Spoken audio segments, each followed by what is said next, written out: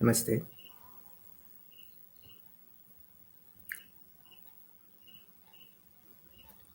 Welcome to Physiological Interpretation of Saptashati. This is a continuation from the previous discussion about the physiological interpretation of Saptashati. So we have gone through some of the shlokas, I think up to 12th. So let's continue from 13th. Shri Gurubhyo Namaha Hari Om मद्भृत्यैस्तैरसद्वृत्त्यैर्धर्मतः पाल्यते न वा न जाने स प्रधानो मे शूरो हस्ति सदा मदः. The regular translation goes like this: My servants engaged in unrighteous deeds, are they even following dharma? I don't know. And what about my noble and powerful elephant? Always so brave? This is a translation. So let's see what this context is related to in the physiological sense. The first point is unrighteous servants. It can be correlated to the dysregulated cellular function. The servants who are engaged in unrighteous deeds symbolize the dysfunctional cells or systems in the body.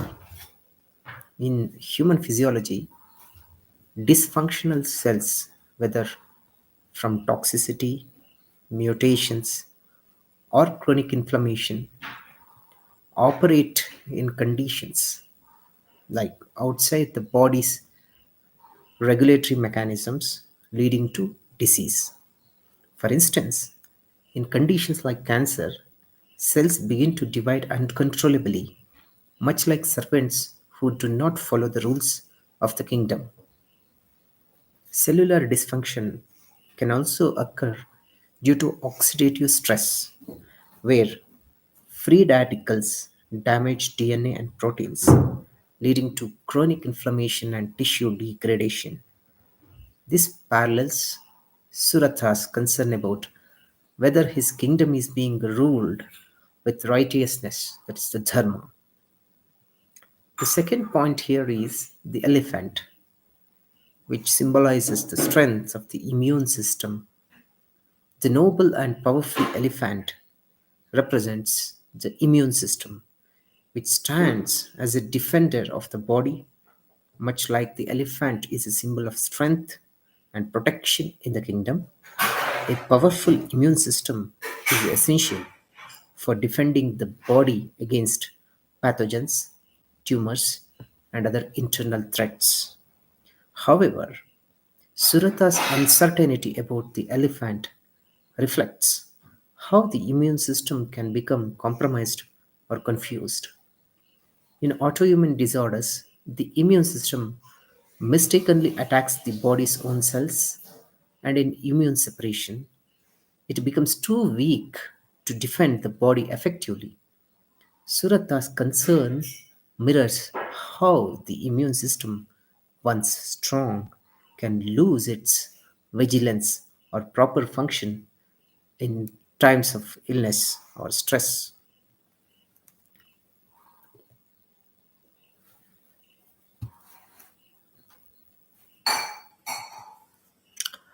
The third point here is the dharmic regulation and cellular integrity.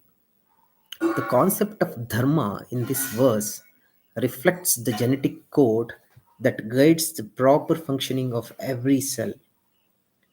Genetic mutations or epigenetic modifications can disrupt the body's natural order, leading to cellular behaviors that deviate from their inherent dharma.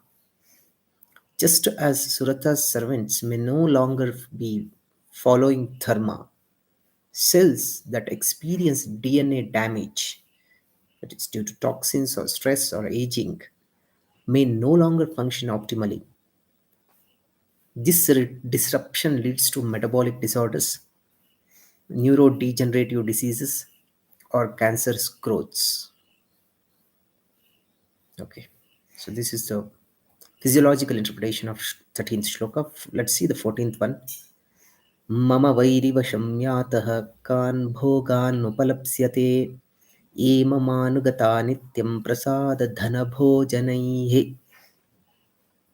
The regular translation reads something like this: those who followed me and were nourished by my wealth and blessings have now fallen under the control of my enemies. What enjoyment or prosperity will they now receive? The first point here is the followers as cellular systems. Followers as the cellular systems. This represents the laws of nutrient regulation.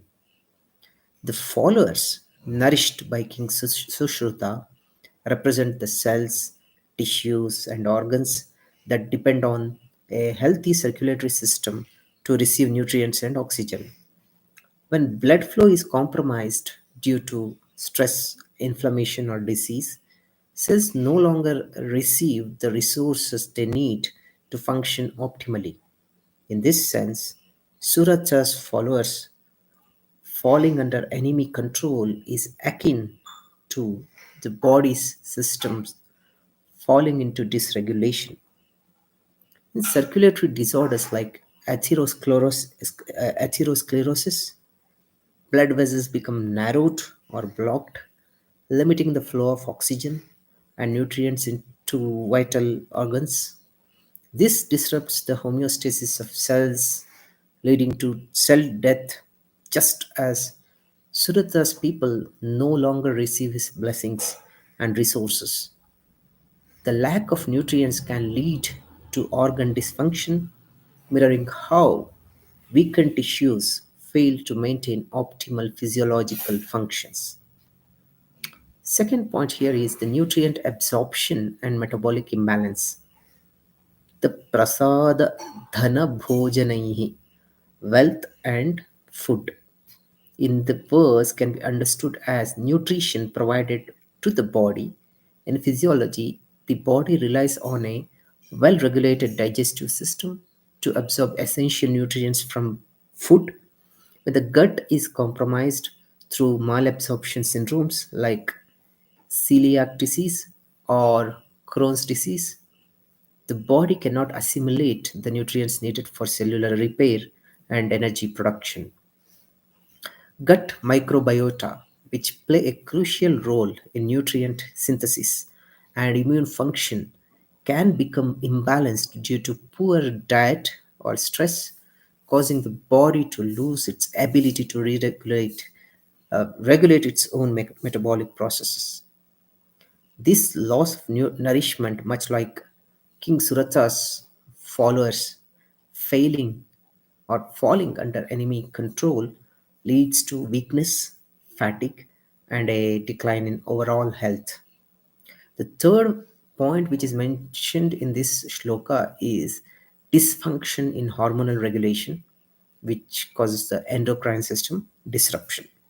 Let's see what happens here. Hormonal regulation is essential for the body's metabolic processes, growth, and maintenance of homeostasis. Endocrine glands such as the pancreas, thyroid, and adrenal glands release hormones into the bloodstream, ensuring that cells receive the correct signals for their functions. However, endocrine disorders such as hypothyroidism, diabetes, or Cushing's syndrome lead to hormonal imbalances that disrupt the body's nutritional uptake and metabolism. Just as Surata's followers no longer receive their nourishment due to enemy control, the cells of the body stop receiving correct hormonal signals, leading to metabolic dysfunction. In diabetes, for example, cells become resistant to insulin, causing glucose to remain in the bloodstream rather than being absorbed for energy.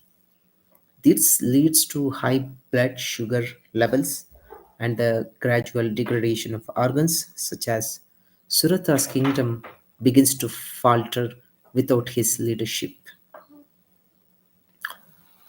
Next shloka is the 15th one. Anuvrittim dhruvam tedya kurvantanya mahibhrutam as asamyagvyashilaiस्तैः kurvadbhis satatam vyayam. Now, those who were only loyal to me must surely serve other kings, wasting resources, indulging in excessive expenditure, and leading to their ruin. So, here, first point is loss of cellular cooperation and energy mismanagement. The followers are nothing but the cells that once thrived under Surata's rule now serve other kings, meaning that the body's cellular systems are now misdirected due to dysfunction. In terms of physiology, this can refer to metabolic imbalances where cells are no longer effectively managing energy due to insulin resistance, mitochondrial dysfunction, and hormonal imbalances. Asamyak Vyayashila is nothing but the excessive expenditure, refers to the body's mismanagement of energy resources where glucose, fats, or proteins are not utilized efficiently for cellular energy production. For example, in metabolic syndrome, excess glucose and lipids circulate in the bloodstream, leading to insulin resistance and increased fat storage, especially in the liver and abdominal fat. This is akin to Surata's followers wasting resources by serving other rulers. Second point here is the increased metabolic waste and cellular damage. Kurvadbihi satatam vyayam. Constant wasteful expenditure. It can be interpreted as the accumulation of metabolic byproducts and toxins that results from inefficient cellular metabolism. Cells produce ROS, that is reactive oxygen species, and free radicals as natural byproducts of energy production.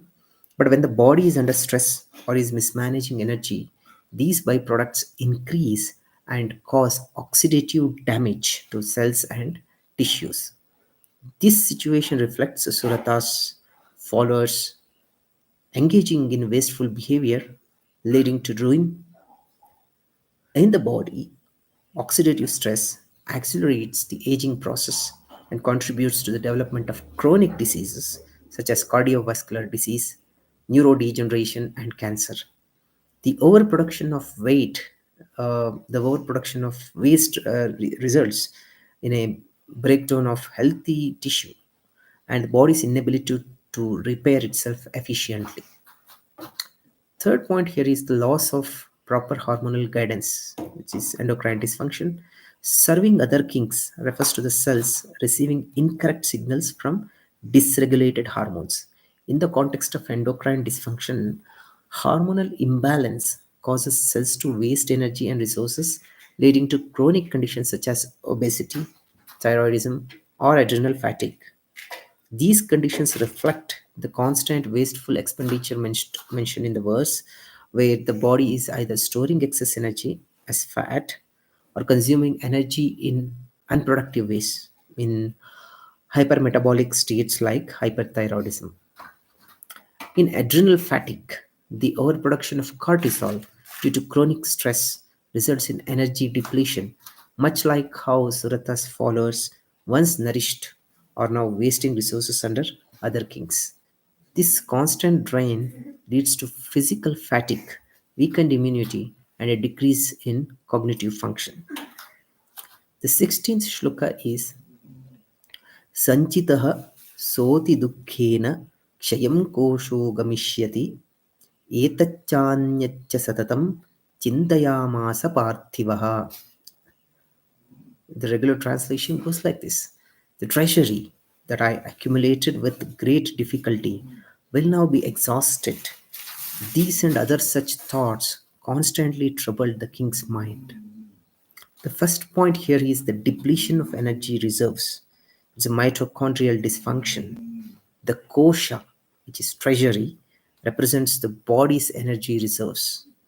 That's why cells are also called as koshas or jiva koshas, which are Here, the treasury or the energy reserves, we can just consider this kosha as energy reserves for now, which are primarily stored in the form of ATP, which is produced by the mitochondria. Sanchitaha soti dukkhena, accumulated with great difficulty, refers to the body's effort to maintain energy reserves under stressful conditions. However, when the mitochondria are dysfunctional, whether due to oxidative damage, poor nutrition, or chronic stress, the body's energy stores becomes depleted. Mitochondrial dysfunction leads to fatigue, muscle weakness, and mental fog, much like how King Surata's treasury is exhausted after long periods of stress and strain. Without sufficient energy, the body's cells and organs cannot function efficiently, leading to a gradual decline in physical and cognitive health. Chronic stress and cognitive overload. The constant worry in King Surata's mind reflects how chronic stress impacts the brain, particularly the prefrontal cortex and hippocampus, both of which are critical for decision making and memory. Prolonged stress can lead to cognitive overload, imparting or impairing the brain's ability to process information and maintain focus.